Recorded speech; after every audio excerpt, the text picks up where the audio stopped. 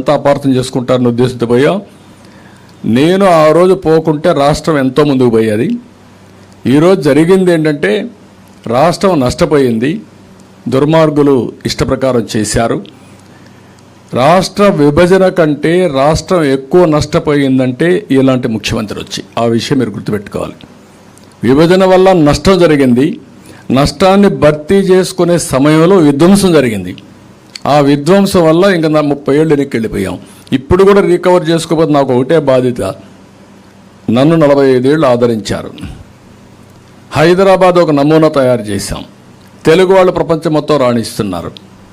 అందులో 50% తెలుగు వాళ్ళు ఆంధ్రప్రదేశ్లో ఉన్నారు. వీళ్ళ భవిష్యత్తు కూడా మళ్ళా ట్రాక్లో పెట్టవలసిన బాధ్యత ఒక సీనియర్ నాయకుడిగా నా మీద ఉంది.